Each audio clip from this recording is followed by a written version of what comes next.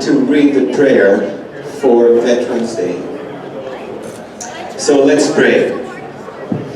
God of compassion, God of dignity and strength, watch over the veterans of the United States in recognition of their loyal service to our nation. Bless them with wholeness and love. Shelter them. Heal their wounds. Comfort their hearts.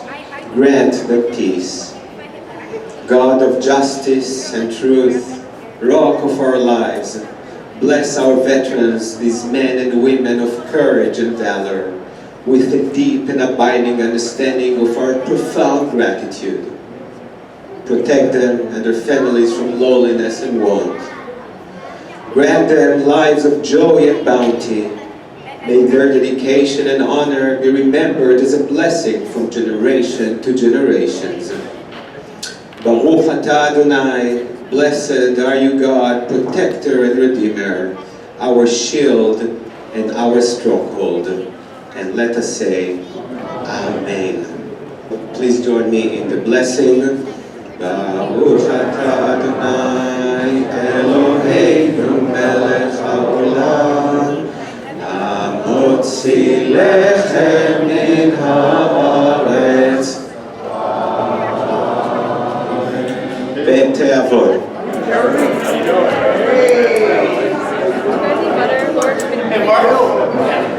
We have butter. Thank you all for coming. My name is Bruce Starr. You're surrounded by Bruces this morning. I hope that's okay with Bruce Cohn, the president of the men's club, and thank you so much for asking me to be a part of this event. For some of the young folks, it's just incredibly hard to believe the sacrifice that soldiers have done, have given up of their, many times of their lives. You've all seen pictures of soldiers that have come back injured, and it's an incredible thing to have participated in a war and come back alive to talk about it. Our first speaker you're going to see on video. I need to see a show of hands. How many people grew up in the New York metropolitan area in the 60s? And goodness gracious, so you're going to know who Sonny Fox is. Say 55 and 65 now. You knew Sonny Fox as the host of the incredible show Wonderama.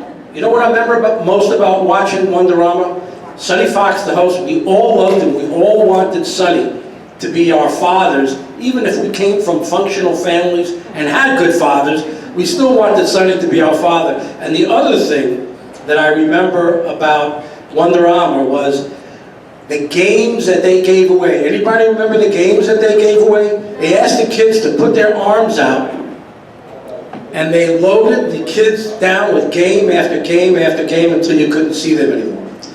But what I didn't know about Sonny was that he went to he was a soldier in World War II, and he was in Germany and was captured by the Nazi soldiers in Germany. And I'm not going to tell the rest of his story because he's going to tell it, but it was one of the most riveting stories I've ever heard.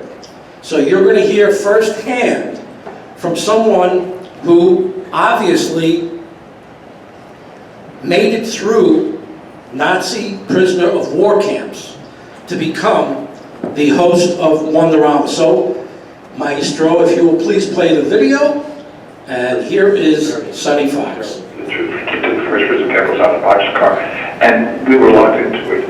And then we were in that boxcar for 7 days and 7 nights with no food, no water. Great. And I know the Germans didn't need that to happen, probably, but you know, prisoners of war toward the end of the war were low freight. We were in the Poland, so this was December of '44. I was garrisoned for the Battle of the Bulge. But the fact that we were on there for 7 days, 7 nights, that is tough to be in a cold, dark freight car with too many guys. In World War I, they used to call 75, and so there was not enough room for everybody even to lie down in there. And cold, very, very cold. The line of frost was on the walls, and only tiny little pieces of light came in, only a few hours a day at that time of the winter. So it was tough. It was really tough. Then you get off at the first prison camp, and all you want to do is get inside, get warm. And the next thing you know, you're being checked in with German efficiency by clerks. And I happened to do an American clerk who had previously been there, and they put him up to be the clerk, one of the clerks. Most of them were Germans, few were Americans. I got an American. Another intercession that saved my life in a way, because it was the only prison camp in Germany up till that time that separated Jewish GIs from other GIs, and it was a story that was not told for decades, because what they did is they sent the Jews that they separated off to a salt mine where they worked as slave laborers, and many of them died. I lucked out on that, because when the guy asked me, father's name, I said, I gave you the name I consider on them, but he says, hey kid, you're going to stand in the snow out there until you answer it, that didn't seem like a good idea. So I said, okay, I get my father's name, and he was a textile converter, fine. I didn't think that was going to lose or win the war. Then they got to the question I never thought I was going to hear, which was religion. Now, here's this 19-year-old gangly, very cold, hungry kid standing outside of a Nazi prison camp in the cold snow, and logically, you wouldn't say what I said, but I said Jewish. Why did I say Jew? I don't know. Maybe because having surrendered once, I didn't want to do it again. And I just didn't want to deny it. I don't give a shit where I was. Excuse the language. And then he said Protestant. And I said Jewish. And he said Protestant. And that was the end of the conversation. I went in and I never thought it meant anything. I didn't know what he put down. And 2 weeks later, they came through. And what they did is, if anybody said Jewish, they hauled them off to a different barracks, isolating them from the other GIs. Since I was not apparently Jewish and the name Fox didn't see, I was left alone. But in the prison camp, I had my ultimate, I think, seminal experience that changed my character. One of the things that happens to you when you first go into prison camp is you lose any sense of having control over your own life. You sort of surrender yourself to knowing that you no longer have any ability to control what goes on. You can't decide what to eat, you can't decide what to do, lights go out, you can't go away. And so you sort of end up with this feeling of helplessness and surrender. But there was a guy in the second camp who was older than me. I mean, he looked very old to me, he was 28. And he sort of adopted me. And one day he said to me, I want you to shave and wash your socks. Now that doesn't sound like a lot, but there was one razor for 240 men. You can imagine the blade. There was no shaving cream. There was no hot water. There was an outhouse with cold water, and this is January, very cold. And to wash your socks meant you had to wash them in this outhouse in cold water with just practically no soap. And I did. I took the razor, I took my socks. It probably took me 20 minutes to shave, and every time I cut a follicle, it brought tears to my eyes. But I did it. And then I washed my socks and brought them in and put them on the little belly stove we had that was the only source of heat in the barracks. But what I did symbolically that moment was to take back control of my own life. During the repatriation process, we got the news that Franklin Roosevelt had died.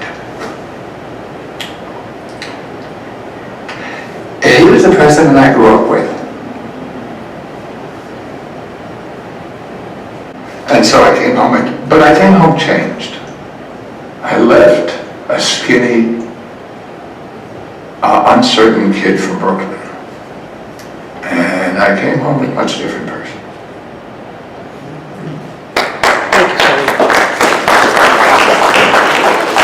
I pledge allegiance to the flag of the United States of America and to the republic which stands one nation, under God, indivisible, with liberty and justice for all. Thank you, Steve. If I may, I was a veteran, and I spent a lot of, I went in the day after my 17th birthday. And let me tell you, anti-Semitism was rampant. I got into lots of fights. I had no choice. I was verbally attacked. Thank God, America is good for the Jew. We should never forget that. The world doesn't love the Jew. We must stand up for what we know is right for everyone, not just for ourselves. Thank you very much. Thank you. Thank you, sir. Our other speaker, very, very interesting guy, John Bowen, is a commercial artist who spent 8 years, we have this book here, 8 years in the U.S. Air Force from 1961 to 1969. He is an author. This is his book, 11 Months and 19 Days. He'll tell you more about that in a few minutes. He is an illustrator. He's an artist. He's been an artist his whole life, but our government asked John to illustrate for 11 months and 19 days the airlift operations in Vietnam during that time. And his art has helped him heal from the effects of the war. So please give a warm welcome to another veteran of war, John Bowen. Thank you. Thank you for coming, John. I want to thank everybody for inviting me here to talk. This was during the time when the rocket attacks were coming, and they would come in every other night. The reason for that was they would try to get word back to the gunners, the enemy gunners, where they were hitting and what the damage was. So it always took an extra day to do that, and then they would readjust, and then the following day they would hit us again. Most of the time these were night attacks, sometimes 2 or 3 in a night. A lot of it was just harassment, and the rockets were falling all over the base. It was a big base. Sometimes it'd be close by us, sometimes not. This particular night, we were sandbagging this hooch, and we heard a couple of rockets drop in. And we knew what it was right off. And then the next thing I knew, the building was blowing up that we were sandbagging. What had happened was a rocket hit on the other side of the building and blew through the building and threw us back on the roadway behind us, knocked us out for a few minutes or something. We got up and found out, we were okay. But out of the 14 guys in the building, 4 were killed.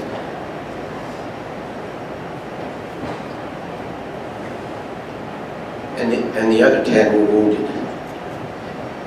We were lucky. We were on the other side. And I was all right. I went to work the next day, but I had lost my hearing for 5 days. Finally, after almost a week, it started coming back again. So, and after it came back, I was okay. I felt, pretty normal about the hearing and everything like that. But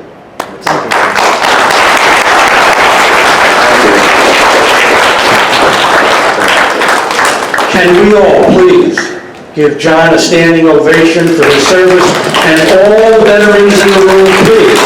Let's give them all a standing ovation for the incredible service that they did and the sacrifices that they made for our country. Thank you very much. Thank you everybody for coming today. Thank you for the Men's Club and Temple Beth Am.